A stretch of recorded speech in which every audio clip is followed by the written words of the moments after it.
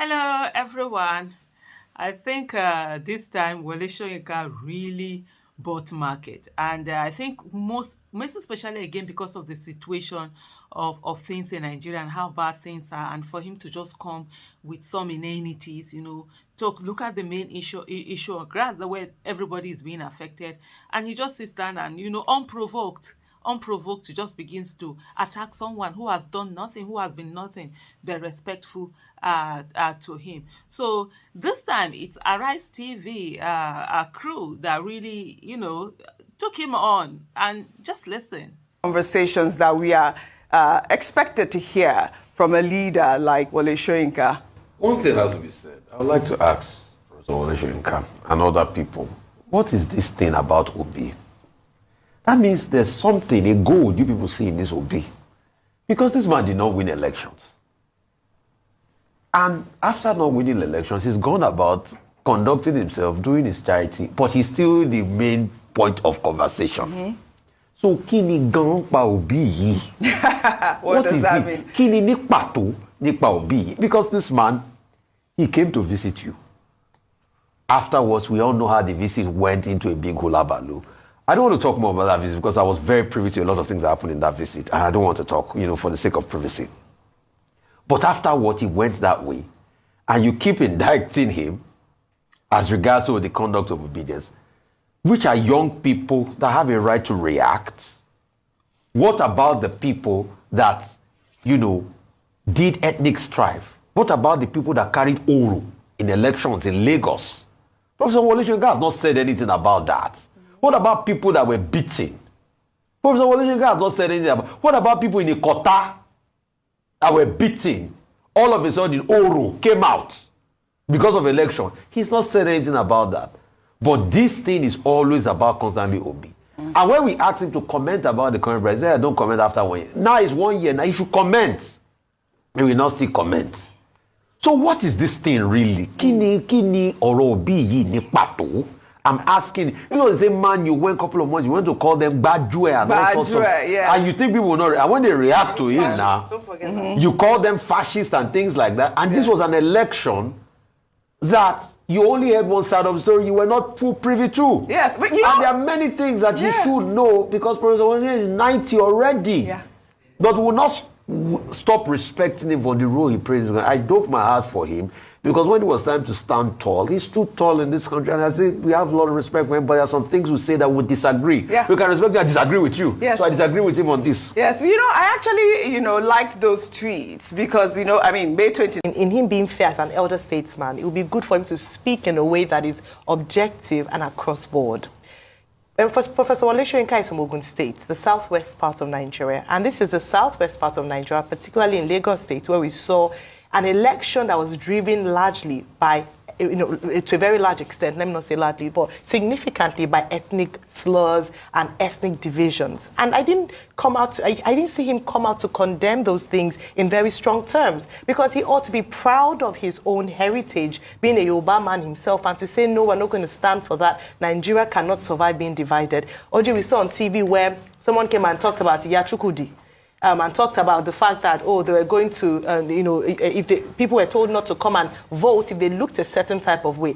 I would have expected him to also use the same energy to speak about that. We see vitriol online, not just from the obedience he talks about, but also people who come out to say that, even people in government. Just check on YouTube. They called me Omuale Yoba. Just check on YouTube, the comments. It is saddening to see that we've descended to such a level in Nigeria where the only thing we can use as an attack is the way you come from, where you are, your heritage, and that's why we talk about this whole unity in diversity. So I would expect that he should be promoting the unity of the Nigerian people, and that's why I'm glad that he spoke about the Nnamdi Kanu issue. I thought that brought some balance to that. Yeah. So the obedience, let me not lie, this obedient movement, even though it's couched under the name, calling from Mr. Peter Obi, are young Nigerians who are tired of the way Nigeria is. And so they've come out very strongly to speak against it. And to be honest, for a number of them, they saw something different in Mr. Peter Obi, a new hope, a deviation from the normal. And that's why a lot of people were willing and able to stake their lives, in quotes,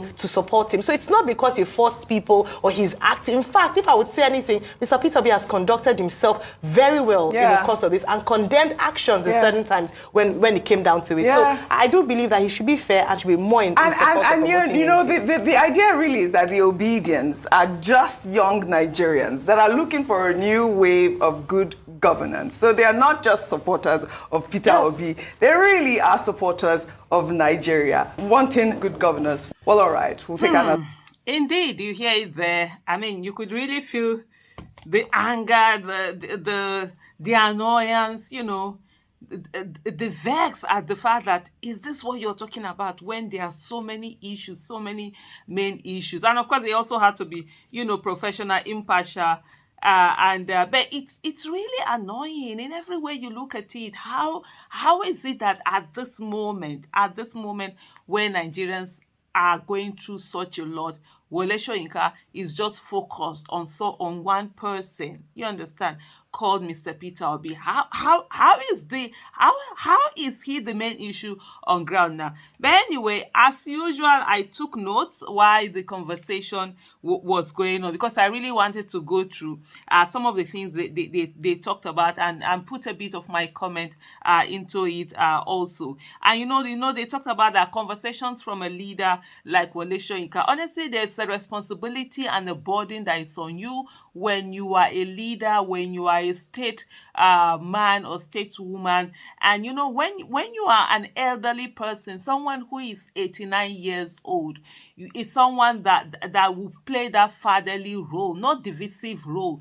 in the society. And to see Wole Soyinka going the way that he has gone, it's been a long time for me. Particularly, I've refrained from even saying anything whenever he does all of this, his comments. I always look at him and like, when your childhood hero now because turned something else, it can be, oh Lord, have mercy. And it's this time in terms of even analyzing what people have said and are saying that I've even weighed in on any issue that has had to do with Wole Soyinka. But there was a very instructive question that Rufai asked. What is it? What is the thing about Obi? Can they tell us? Can Wole Soyinka say what is it? Come out with his open chest and say what is it that is between him and Peter Obi? Because it can't be about this election or Obi their movement. Or there must be something else. Can he just come out and say it? And nobody's going to judge him. Nobody's going to beat him. Nobody is going to let him just say it. Let him be at 89. I mean, why should he be keeping anything or be afraid of anything?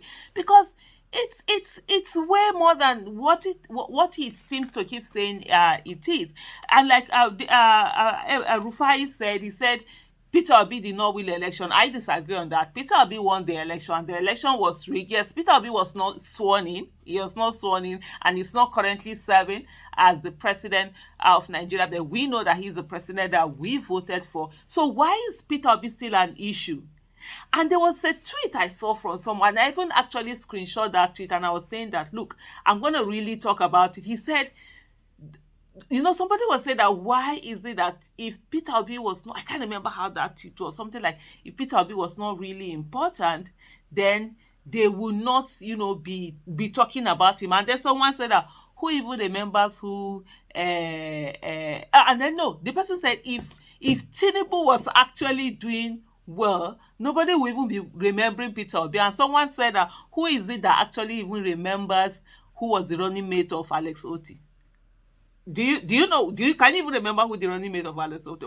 No, not running mate, the opponents, who his opponents were during the election. Because Alex Otti is doing so well, and so people are focused on him and the governance that he's bringing. Nobody is talking about election. They keep saying that we should move on from the election, but they have not been able to move on from the election. They are still talking about Mr. Peter Obi, whom they rigged out of office, who is not the one currently serving, and it's as if they are afraid. Why are you talking about 2027 that Peter Obi should not come and contest in 2027? But you should be happy if he doesn't have a team, if he's incompetent, like you said, if you feel then that should make you happy. The more he competes, the easier a win will be for you there, because of course they know what they're saying. That's not it. And then Rufai talked about the visit that Peter Obi even did. A visit. There was one time he was attacking and everything. Peter Obi went to visit Wole Soyinka. He said he's privy to some of the things that happened.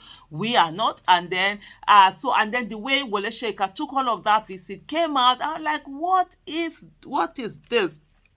And he, also, I'm just trying to take this thing. He keeps talking about this conduct of the obedient and whatever. Like I've always said, Peter Obi does not control the obedient. Nobody does. Everybody is a free person. We're all free people. They have their free will. They have their agency. They think for themselves. It's not some mob that somebody is thinking for. Everybody. Yeah, there are times there's an alignment. There's times there's no alignment.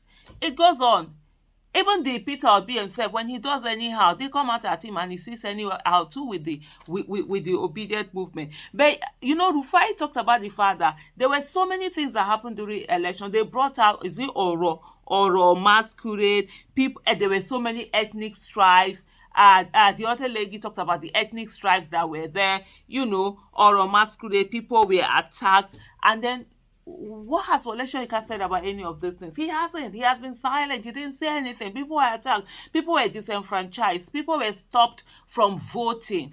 And that is not something that he has spoken about. That's not something that he's doing something to ensure that it doesn't happen again. But it's more focused on somebody who so much injustice, were meted on him. And then one of the things that Rufai also said was the fact that, look, when they asked Wole Soyinka to comment on the disastrous, illegitimate governance that we have right now, the disaster that is happening, the bad governance, the waste of life, the throwing of people into poverty, the fact that life is nasty, short, and brutish in Nigeria. Nobody is safe anywhere. When Wole Soyinka is asked upon to comment on those things, he says that, he doesn't make comment until it is 1 year after government. And he was saying that, it's 1 year he should make that comment. Well, technically, it's not still 1 year of this illegitimate government. They still have about, I think, 3 days now to go. And so today is 26th, so on 29th, that's when it will be 1. Maybe that's when Wole Soyinka wants to start speaking. So they should get ready to ask Wole Soyinka. So let's see what Wole Soyinka is going to say about this disaster that has happened, to Nigeria. And the same Wole Soyinka called obedience Badue, fascist, all sorts of names. And then he thinks, they're going to be like, oh, thank you. You're Wole Soyinka at 89. I beg. You say respect is reciprocal. We are all adults. Yes, the fact that somebody came before somebody into the world doesn't give the person right to keep abusing, insulting, and attacking those people and get away and think that there will be no reaction. No, it doesn't work like that. Let's maintain mutual respect. It's very, very important in life. It's very important. And of course he said, like Rufai also said, yes, we respect him for the stance, we respect him for all the things he has done, but they will also disagree with him where he's not doing well. Say, I know, Pale, that Pale, why now? Why Pale can't behave like this? What did happen now? Shoo, Pale, no. Pale, good day. And then we also had the lady who talked about the fact that Wole Soyinka is expected to be objective and speak across board.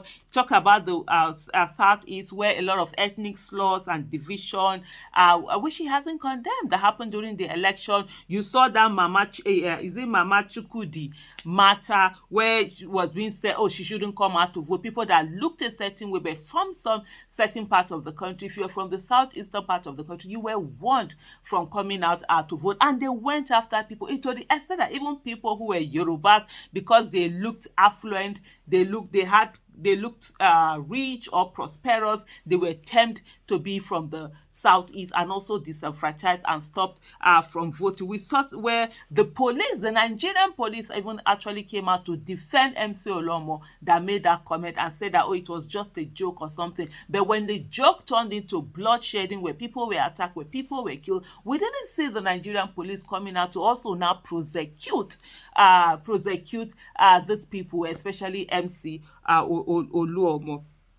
And so she talked about the fact that where Wole Soyinka should take care about his heritage, I mean, where he's from, as in, the Yorubas are known to be objective, enlightened, and all of that. But in recent times, things have changed, and that should be concerning and worrying to a lot of people, for me, a lot of people all over,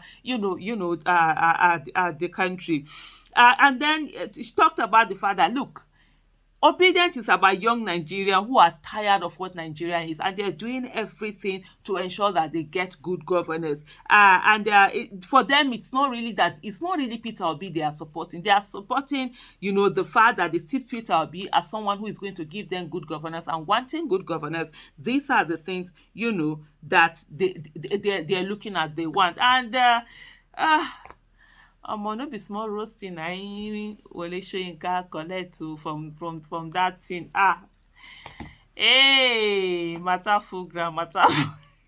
There are so many videos that I think people were so angry.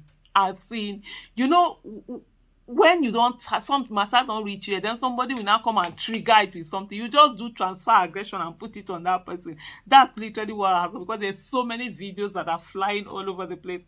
I was even thinking, well, if I had the time, I would have even cut small.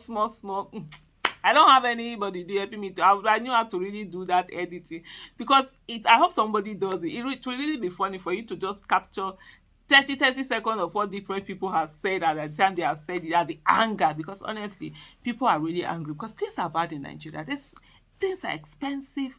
Our money in your hand is more or less worthless. Opportunities are not there. Life is not safe. So many things happening, and Wole Soyinka is coming to come and talk about Obi. Pale, wetin dey sup?